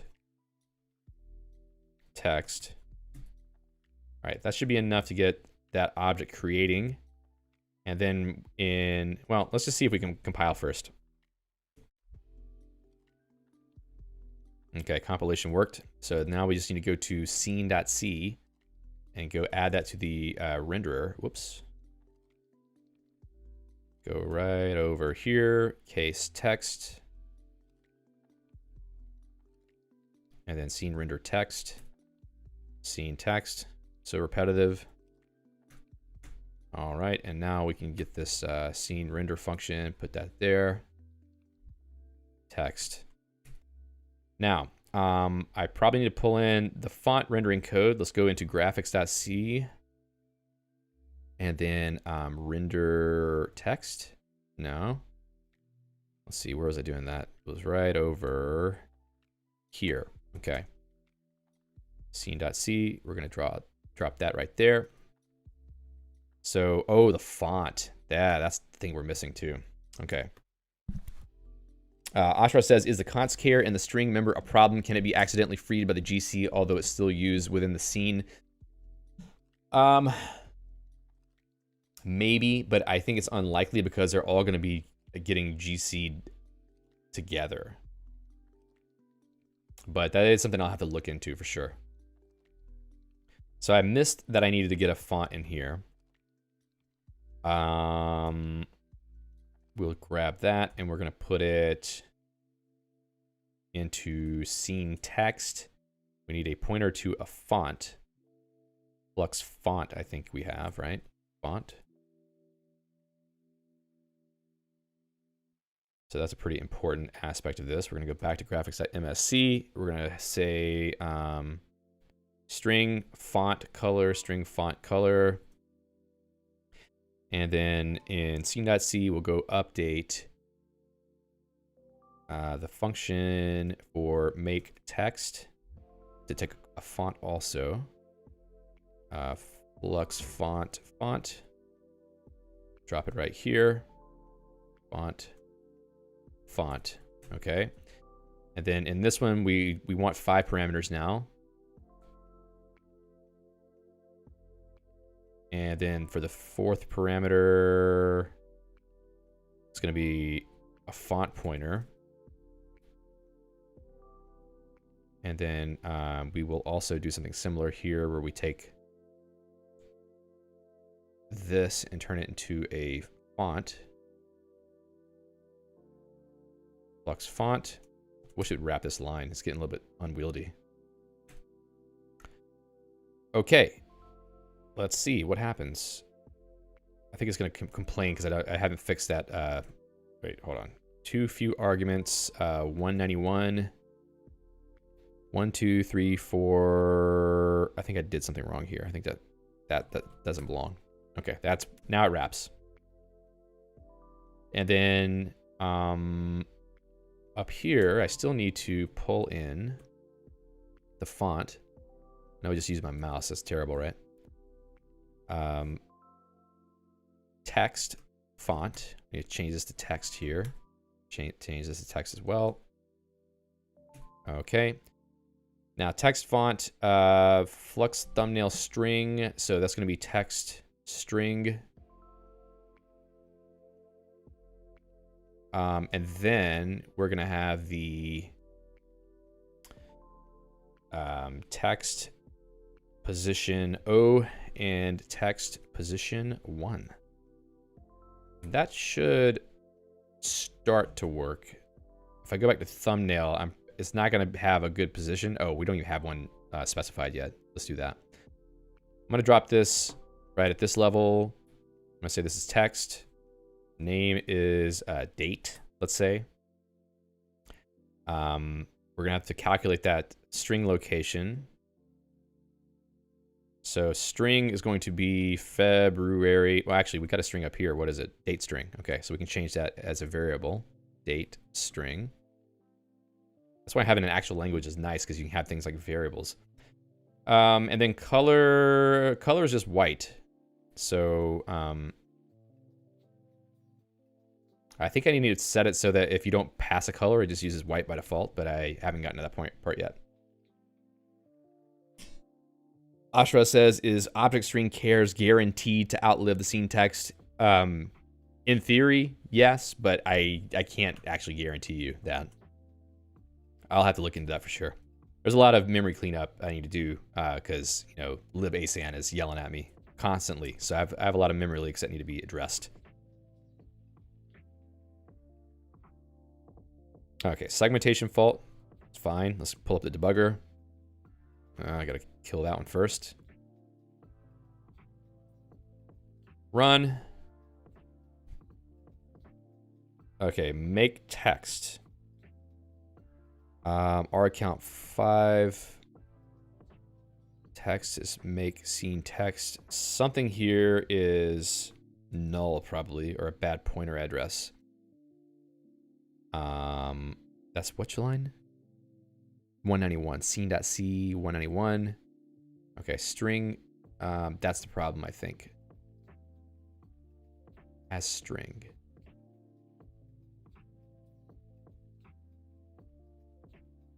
Which order did I pass those in? String font color, right? Okay. Doesn't tell me which one is wrong. Object string, font pointer, color pointer. Font color. All right, let's go back to this. Yeah, I disabled it because I've got so many memory leaks that it just like spends a lot of time spamming me at the end of running anything. So I turned it off for speed.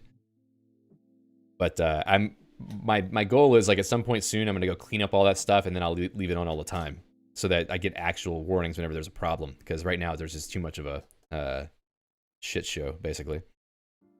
Okay, so oh, does it actually have completions? That's great. Display string. Display string chars. Okay, display font pointer. No, that doesn't look right. Display what was the other one? Color pointer. Okay, so I think font pointer is wrong somehow. Oh, did I not? I didn't pass it in right, did I? What's going on there? I didn't put a font at all. That explains it. So font should be just font. Now, I should be catching these things for sure. Okay, so no text rendering so far. Let's double check that that actually showed up in the renderer. Render text. Printf rendering text. We'll see what happened with that. I can turn off that. Okay. So interestingly, it's not drawing anything, but oh, you know why? Because I have it set to 0, 0. And I think that the baseline of the text is at Y0, so you don't see anything. Still didn't do anything, did it? That's strange. Something is off. So we know it's rendering text. We don't need that anymore. Text position. Draw text takes position X, position Y. Text string and the font. Oh, hold on. Once again, this stupid way that I define things is bitten me because I got like a pointer.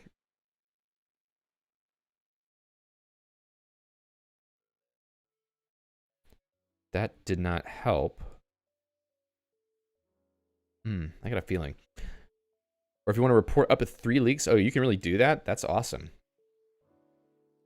Doing only up to 3 would be really helpful, I think, just to not spam too much, because I would like to see them, at least. Okay, so Flux Font. Let me make sure I didn't do some other dumb stuff with that elsewhere. So this is complaining. Draw text, font. That should have been my first clue. Draw text, text font. This should be fine now, though. And then make text. All right, so these are not happy somehow. Okay, that's fine. And then this is wrong.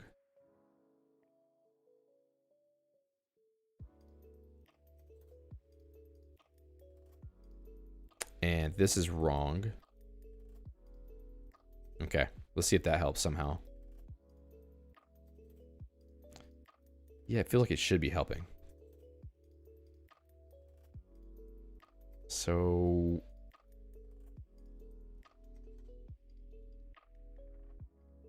something is wrong here.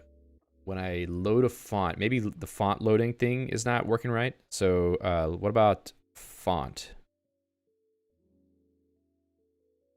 Make text, font pointer. Where do I actually deal with that? Load font internal. Where is that at? Load font internal. It must be actually in font.c. So load font. Okay. Yeah, that is not good.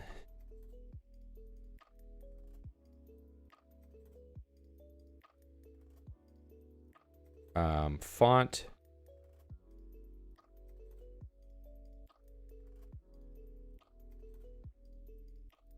I think I must have had the same problem with textures too. So let's go look at texture.c. Load internal. See, what am I doing wrong here? These things should have been more obviously problems, I think. Is this going to make it not work anymore? That would be terrible. Well, at least the images still draw. They just draw wrong. But that's nothing out of the ordinary. Let me think. Texture is... And then we're making a pointer to the texture. And make pointer takes a pointer, which a texture is a pointer already, so that's fine. Now for font,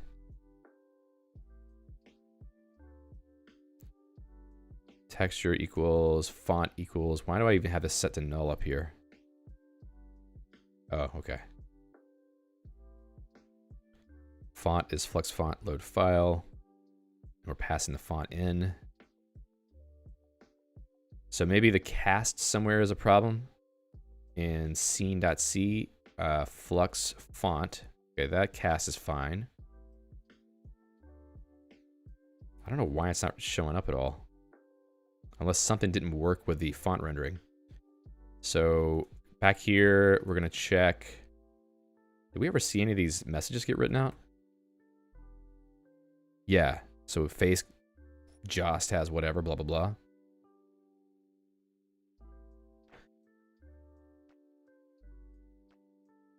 Resolve the font path.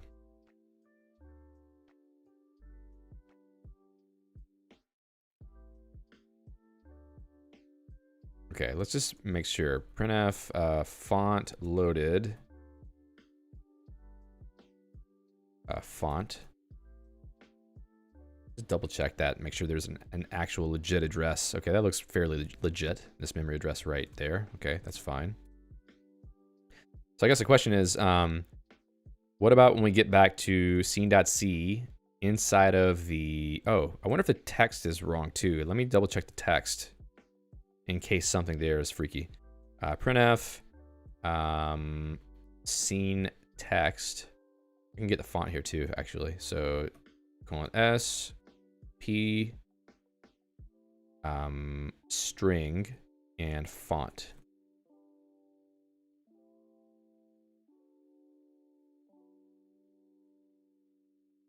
Okay, so text is right, and the font appears to be pointing to the same object. So that's interesting. The question is now, why is it not rendering? Render text. Let's do this really quickly and just double check the values through here.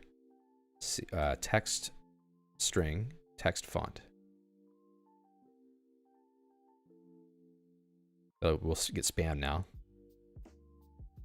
Okay, so that does seem potentially right. Okay, same stuff. Okay, so something is causing these not to render.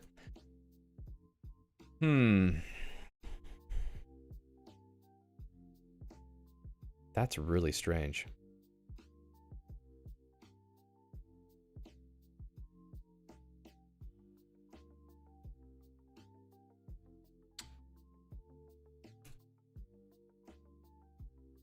Also, make sure that the positions are right.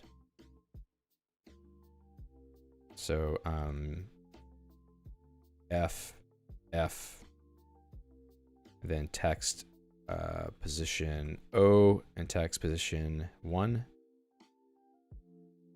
Just double check everything, make sure that the values are right. Yep, values are good. All right, so why is it not working then?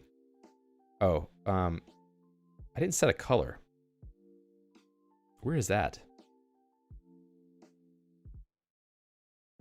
Did maybe I haven't even implemented that yet.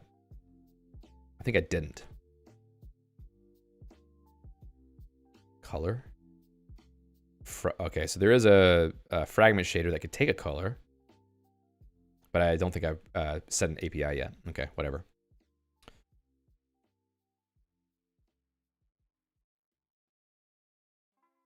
context, text font. Let's check the graphics.c and see if I'm missing anything.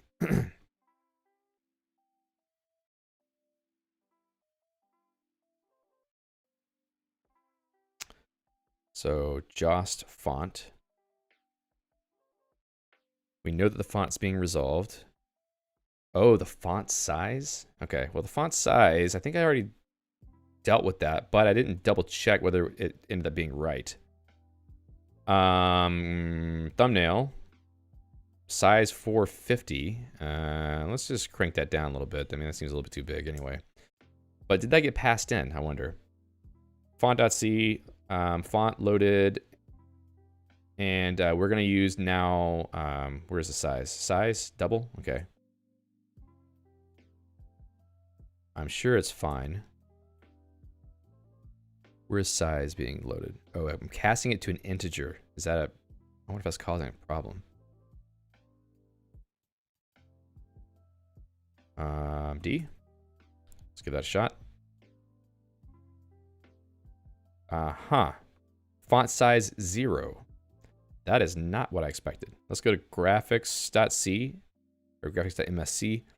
Okay, so font load internal, family weight size. Let's make sure that this is correct without casting. Make sure I'm not doing the wrong thing here. As number, okay. Oh, there it is. I'm pulling the wrong thing. I don't even know what value I'm grabbing there. Okay, so that explains what's going on. Okay, there's no size for the font.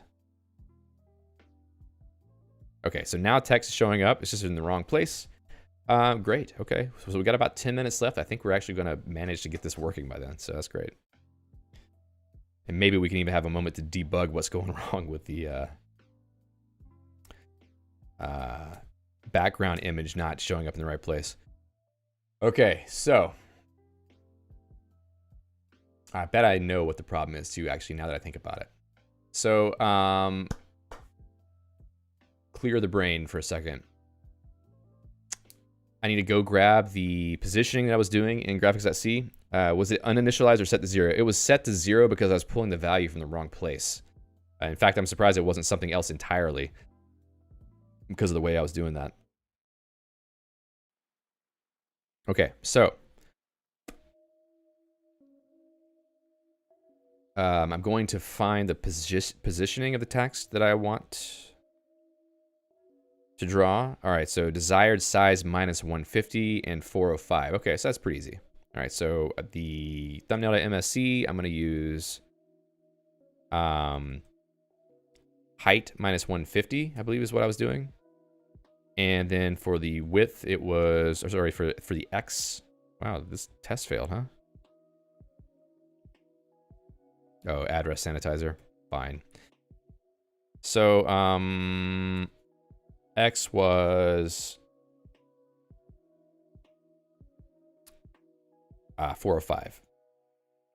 Ashra says, background image jumps around between compilations runs, indicates there's a memory issue, might be a wrong argument off by one error. I think it's uninitialized memory that's a problem in that one. So I'm going to go take a look at that in a second. Okay, so that text looks just about right. I probably need to bump the size down slightly. I don't know if it's 200 that I want there. Take a look at that again. Yeah, that's perfect. Perfect, perfect. Okay. And finally, let's go look at, what is it? Scene.c. I believe the draw args are not being initialized correctly. Draw args. What's in there? I think there's a rotation in there. Now flags. I think flags is the one that needs to be initialized. Is it 0 that needs to be initialized too? Graphics.c flags. Flags, flags, flags, flags, flags, flags. Do I never initialize that? I mean, it's stack allocated. I would assume it should be initialized, but maybe that's a bad assumption to make. So let's go with that. Okay, so I mean, this is right, but the question is, if I keep running it, is it going to continue to be right? That could have been all it was, just like an uninitialized value that caused randomness. Yeah, it looks perfect now. And let's actually go check the output image, thumbnail.png. Everything's perfect. So I don't know. It seems to be working pretty well. Let's go knock this one off the list. The last one I wanted to do was that centered text rendering, but I mean, I don't really need to do that. So Ashraz is asking, should I set the scale X to be 1? No, actually, the way that this works is the draw args have flags that say which of the values have been set, and if the flag is not turned on for scaling, then it doesn't try to apply scaling at all.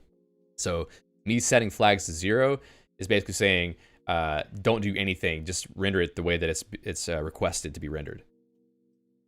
And I think center scale, yep, that's right. So that explains what the problem was, why it was so strangely jumping around all the time, and also explains why it was being centered and not centered sometimes too. All right, I'm pretty happy with how this turned out. The only thing I would change that would make it look more like the real Flux Harmonic thumbnails I was making by hand. Why is it not? Okay, it's just not updating the frame buffer size. Oh, I'm rendering it like that. Never mind. So the blending here is not perfect. Let's just think about that for a second. OpenGL blending modes. Maybe I could change the blending mode and see if it gives it a bit of a better look, more like what I would expect to see. Let's jump into graphics.c, blend, GL blend, and the blend func is that minus source alpha. Minus, okay.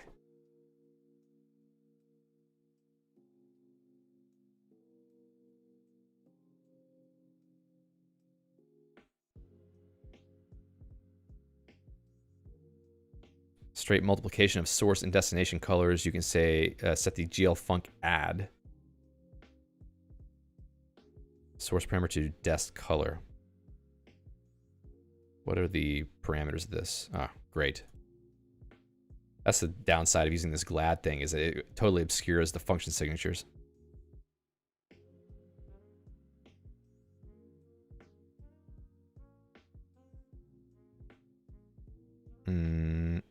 Let's try this really quick and see if that does any change to it. That's not what I expected.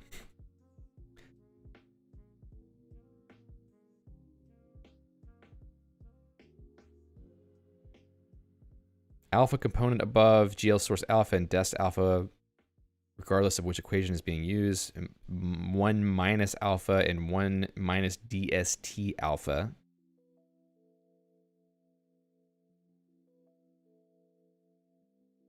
I think this is going to be wrong. Destination alpha, it really is a source alpha that we're looking for. Yeah, wrong. I do. I think that's the problem. So I don't know if this is how it's supposed to work.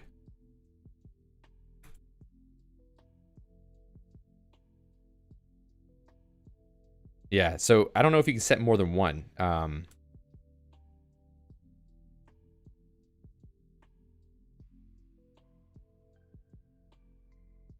Blend equations separate.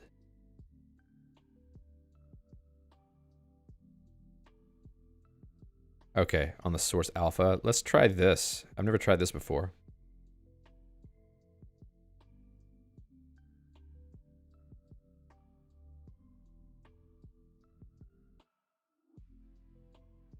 The alpha is blending fine. It's just a matter of the colors are not blending correctly. I think that may actually be better, if I'm not mistaken. It's kind of hard to tell.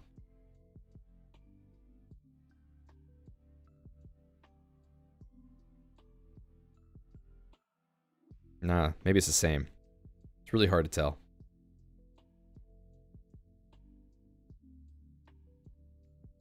So I'm looking for a little bit more of an orangey look on this side. Maybe it's fine if I tone down the blend, or sorry, the alpha a little bit in the thumbnail description. So maybe if I put this to like 90 instead of 93.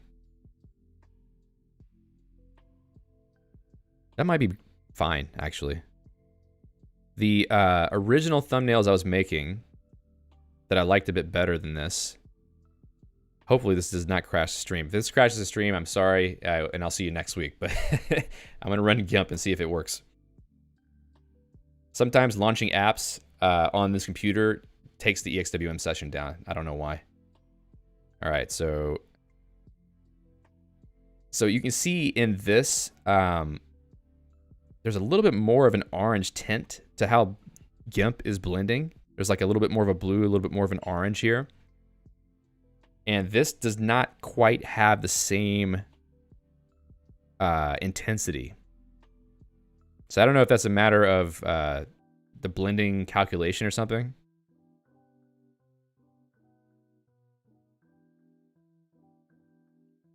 Ah, yes, there is an artifact on the stream, which is that stupid green screen. Yep, thanks.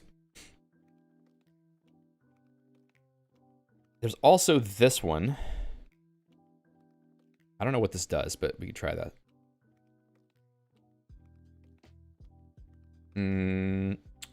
Graphics.c. Drop that right there. Probably doesn't make a whole lot of difference. No, looks the same. Constant color for blending. Eventually make the output opaque. Funk add, funk add.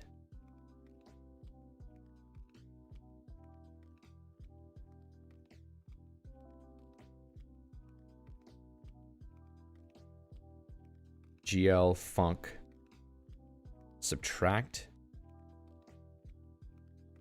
I'm curious about what some of these others do.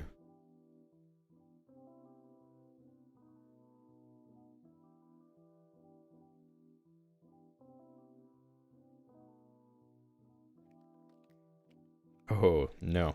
Definitely not that. Subtracts the source from the destination. That's probably not what I want. Yeah, I would have to study these a little bit more to make sure that I'm getting the result that I am looking for, but this is probably what I want for now, at least. I mean, it's good enough. It looks fine. I think it's totally acceptable as a thumbnail. And that date is wrong, obviously. Let's just delete that and then go back into thumbnail.msc, jump up here, change the date to the 24th, and run it one more time. And there we are. That's the thumbnail. And now I can run this as a script. So check this out. I'm going to change this to what would be next Tuesday. Let's check the calendar here. Calendar. Thanks, Emacs. Next Tuesday is going to be March 1st. Okay, so I'm going to put March 1 here. And then, yeah, I'm going to do that too, for sure. Let's see. Well, we'll just do this. I'm going to run compile again. And this time I'm going to take REPL off. And it's just going to just jump right through and generate the image. Like it didn't open the preview window or anything. Now I'm going to go check that thumbnail.png. Oh, and it didn't actually put the output there. Yes, revert the buffer.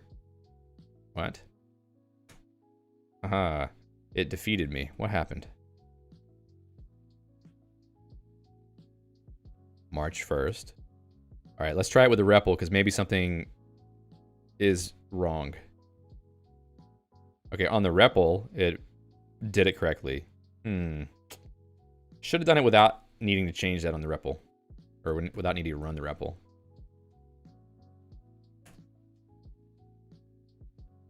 Okay. The panic you see there is meant to happen. Yeah, it still says March 1st. Huh, okay. Anyway, the script nature of it is not working. See ya, Bill. But at least it does work with the REPL, so that's fine.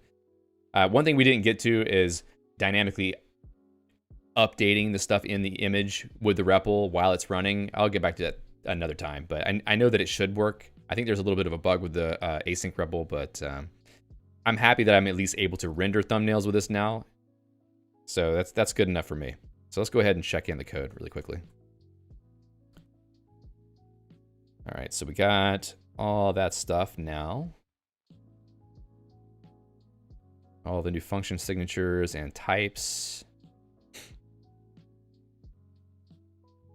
Changes to font slightly. Make sure I don't... Oh, interesting. There's some blend stuff in here. Ah, yeah, okay. That's in graphics, I see. Missed that. Module... I think he just has formatting updates, but let's just include that anyway. Vm.c. Yep, that's needed. All right, all that's needed. That's needed. This part, this old code, all this old stuff can just go away. We don't have staging scenes anymore. We don't have the circle stuff. Yeah, we'll just get rid of that stuff. We don't need it now. Even the circle thing. I mean, we'll go back and add those back another time. Okay. Main.c. Cool, that's good. All right, I think that's... Yeah, that needs to be done too. All right, finish initial work on the thumbnail renderer. Fix some issues. And that's that. Oh, did I miss this? Uh-oh. Add missing Flux graphics module. That's the thing. Sometimes you just miss the stuff that's in the untracked file section. Okay, that's it for the stream today, and even for this week, I guess you could say. Let me just grab the commit that I made there. So, like I said, next week we're going to be starting on the tooling necessary for doing some game development. I'm very excited about that because I think it's going to be a lot more fun to watch than me just puttering around with thumbnail stuff. But the first week or two might be more focused on getting the basic tooling put together for building applications cross-platform. So that part may not be super interesting. It'll be interesting to me, but you know, we'll see if you like it too. But then after that, we'll definitely get into some game development stuff, which I think is gonna be a lot of fun. So anyway, thanks a lot, folks, for being here today, and also all of you who've been here. You know, the entirety of the streaming I've been doing on this channel. I really appreciate your interest and your participation. And until next week, keep it creative. We'll see you. Thanks a lot.